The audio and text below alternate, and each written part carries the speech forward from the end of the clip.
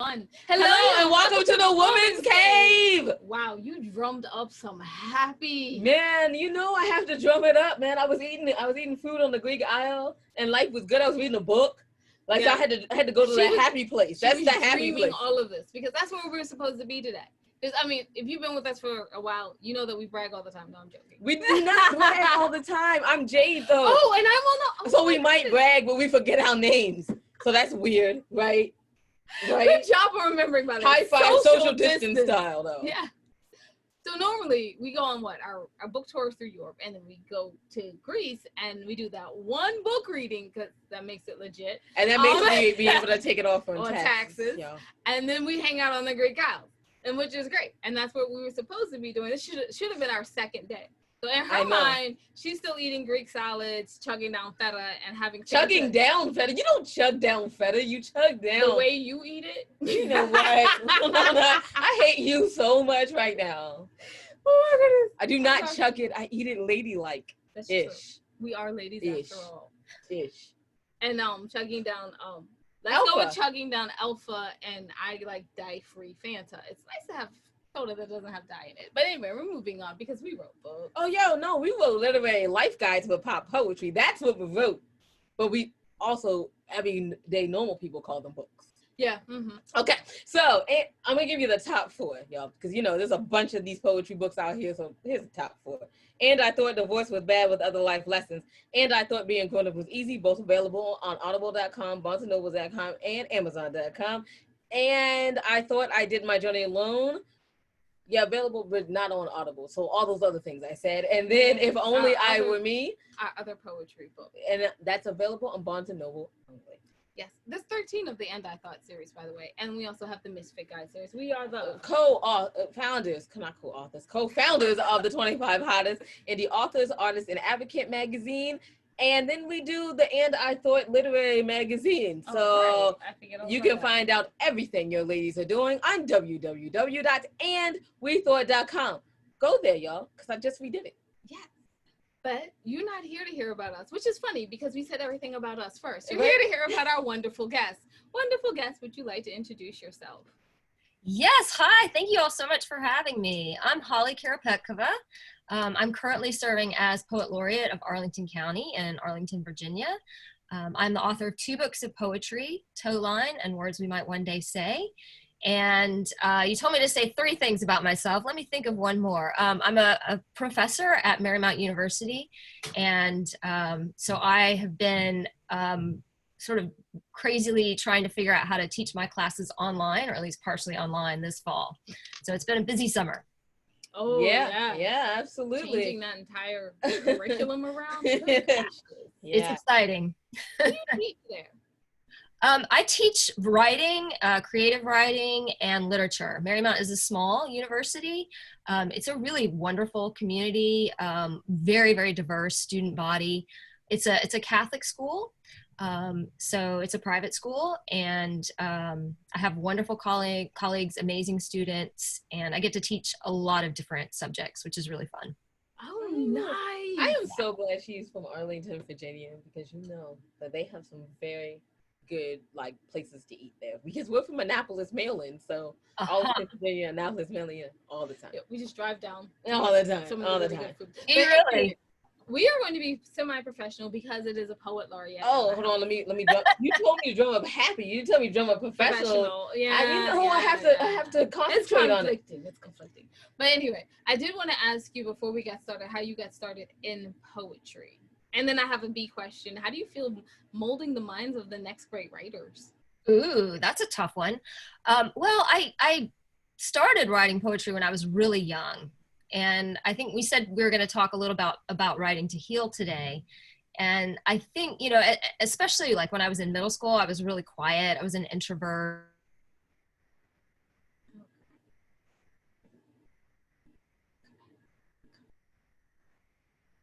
Five, 4, 1. So I started. Oh, go ahead. You ask the question, then I'll. So how did you get started again? I mean, Mother Nature was against us real quick. They knocked out our power. So how did you get started again? Well, I started writing poetry when I was really young. And I know we were going to talk today a little bit about writing to heal. And I really started writing to sort of help myself deal with difficulty that I was facing. I was, you know, an introvert. I didn't fit in. Middle school is horrible for everyone anyway. And I was trying to understand, you know, the changes that were happening in my life and things I was going through that didn't make a lot of sense. And writing was one of the ways that I was able to try to sort through things, to understand how I was feeling, and to feel better about what was happening, or to feel at least that I had some kind of agency in terms of what was happening. And I just continued. It was a great passion and hobby of mine. And of course, you know, I had very practically minded parents who said, you need a real job and you can write poetry for fun on the side. That's what they always say, right? I tried. I actually majored in quite a few different things before I ended up as an English major in college, and really sort of at that point committing to being a writer and a professor in terms of my career. It almost brings me to a secondary question, but we are here to talk about No, you had writing. a B question to that. I did have a B question. Did. Yeah, what was your B question? How do you feel about molding the minds of the future writers? That's right. Yes, the difficult part. Well, you know, I'm in a very public position right now as Poet Laureate of Arlington County, and it's a very awkward time to be in a public position, but I also think it's a time when you can have a lot of impact. I think it's a time when people need the arts, they need poetry, they need some place to put their struggles, and they need words and language that's going to help them understand what's happening. And I'm also a college professor, so I spend a lot of time with young writers. And one of the things that I try to do is give young writers a sense that they are really in control of their writing and their lives and whatever they've been told. Because a lot of people have been told, oh, you can't write, or, oh, poetry is so hard, you're never going to understand it, right? So I try to kind of break down some of those, that misinformation that people have been given. I truly believe that everyone can write, everyone can express themselves. I think everyone can be a poet, and all you need is pen and paper. And honestly, you don't even need that, because originally poetry was an oral art form. So you can write poetry in your head and you can say it out loud. So you don't need much to be a poet. You just need a desire to say something. And so I really try to help my students see that they have that within them, that they have that ability and that opportunity. And I want them to be in charge. I want them to feel like they can say what they need to say without being censored, or without, you know, somebody else thinking that it's not right. Woo! Crack of thunder. Wow. So let's have any of the gods agree or disagree? I think they agree. Sure. I think they agree. Let's get down to the chase of this before we lose you again. Can you tell us a little bit about how poetry has played a healing part in your life? Absolutely. I said, you know, I really began writing trying to make sense of things that I didn't understand. And I think that's kind of what poetry does. It's really trying to express the ineffable, things that we can't say very clearly in words, but we're trying to find some way to deal with it. And I think instinctively, most writers know that writing is a healing form of expression. I think a lot of writers get started because they've had difficult experiences to deal with. They're trying to come to terms with something in their lives. But there's actually some really interesting neuroscience behind this now that we can get inside the brain and see what's happening. And, you know, when you experience a trauma or a really troubling event, parts of your brain shut down and parts of your brain kick into high gear. And your emotional center, your amygdala, is really heightened during a traumatic experience, but your logical prefrontal cortex goes offline. So what happens when you experience a trauma is you're emotionally present, but you're not logically present. And your brain is experiencing things as if they're out of time. They don't quite make sense. They might happen in bits and pieces. So a lot of research that tries to help people deal with PTSD, that tries to help people manage traumatic experiences, is trying to help them put those parts of their brain back together, trying to put those experiences back together in a way that makes sense, so that a person can understand it as a whole experience, as something that happened in the past that's not still happening, and they can have a rational response to it. And what I think happens when you write, especially when you write a poem, which is really emotional, but also really logical, because you have to, in order to put something into words, into language, you have to use the rational, logical language part of your brain. So what I think is happening is you're being forced, your brain is being forced to work those two parts back together into a coherent whole. And you're able then to better make sense of the experience that you've had. So it's really interesting. Like I said, instinctively, we know these things as writers, but it's nice to have some confirmation from the scientific community as well, that is what's happening. Absolutely. I mean, I remember reading one of those studies. Oh, you were? Yeah. I remember when we were on one of another podcast, we were talking about how we would write down our experiences. And it's really funny because when people read our books, they go, oh, they don't match you at all. You're such a happy, wonderful person. And I'm like, bad things happen to us when we write it down. So yeah, our poetry's a little sad. But the point is that we got that feeling out. Like, and you feel so much better when you get it out. Like, you're just like, I felt like I was suffocating and I wrote it down and it felt so much better. Yeah, and people say, they think writing is sad or depressing or whatever. But personally, I think even when you're reading poetry that's about something traumatic or about something difficult, it is still an art form. A person has taken a difficult experience and they've shaped it into something meaningful and beautiful. And so I think there's, even though we, as we read a difficult poem or a piece of writing about a difficult experience, we're also experiencing a kind of joy or a kind of satisfaction that this has been turned into a work of beauty, a work of art. So I don't always think that sad poetry is a bad thing, right? I think it actually can be a really beautiful, uplifting thing. It is. It is a very beautiful. Well, if it's not beautiful and uplifting for the reader, it's beautiful and uplifting for me. I totally agree with that.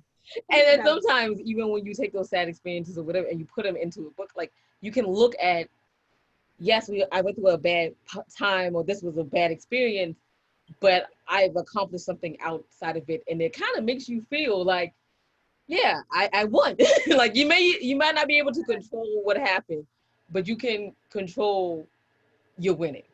Yes, you won. Very well said. Very well said. I think that's exactly what happens when power back into you take the power back. Absolutely. It's funny because once you see it on the page, it always helps you put the pieces back together and then make your logical plan about what you're going to do.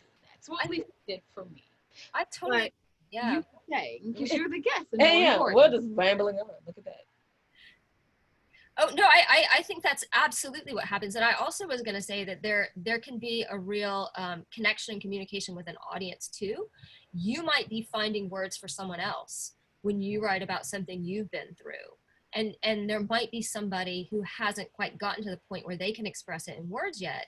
And they read your words and they feel a sense of relief to know that someone else has been through this experience and come out and at least on the other side enough to be able to put it into a coherent work of art. So absolutely. And I think, like, that's one of the favorite books. And I thought I did my journey alone, because we kept meeting women over and over again and said, oh, I thought I was the only one. And we said, no, you would be surprised how many people same thing happen. And it is it's a taking your voice back, it's taking your story back, it's empowering in a really serious way. And because silencing is a lot of studies show that silencing somebody's trauma or somebody's experience is actually re-inflicting that trauma again upon them. So to take your voice, to take your story and to be able to tell it and share it with someone else is empowering. And also, like you say, it's a form of community. So many of us have been through these experiences, and how do we know that if we don't share them and we don't discuss them with one another and write about them? So it's empowering for us and for others and for our community. I totally agree. So now I would like to know again, what are the names of the titles of your books? Did I just say what are the names of the titles? What are the titles of your books? And where can we find them? Great. And more about you. Okay, that's easy. Well, my books are Toe Line. They're both books of poetry. It's from Cloud Bank Books. It won the Vern Poetry Prize, and you can order a copy on Cloud Bank Books' website. And my other book is Words We Might One Day Say. It's from a local press called Washington Writers Publishing House. You all might have heard of them. It's a really wonderful local press. They've published DC area poets like Ethelbert Miller and a number of names that you would recognize, Kim Roberts. And it was started by Grace Cavalieri, by the way. I don't know if you know her. She does this show called the Poet and the Poem from the Library of Congress. She's a fantastic local presence in DC. And you can get a copy of that on Amazon or anywhere. Thank you so much. And where can people find more about you? I have a website.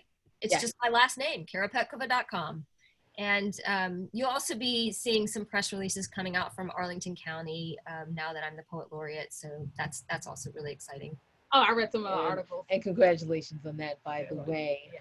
Thank you. Thank you so much for joining us today. We really appreciate it. And you can find out everything your ladies are doing on www.andwethought.com. While you're there, take a moment, go to the ladies tab and go down and see the charities that we proudly support. Yes, we know that times are hard, so monetary donations might not be a thing for you. Maybe you're being like me and cleaning up your office and finding that you have way too many of certain things and you want to donate it to a charity, so you might want to think about them. Even if you can't do that, that's okay. Take a moment, go to their website, and maybe you just want to fill out the contact us form and say thank you so much for doing this wonderful work in the world, because we all need encouragement. Who of us doesn't? I need encouragement. Winona? I definitely need Okay, we all need encouragement. My narcissism needs to be fed. We thank you in advance for that. And just remember, wisdom is all around you if you're open to finding it and accepting it. So peace and love, you guys, from Winona and Jade. Thank you.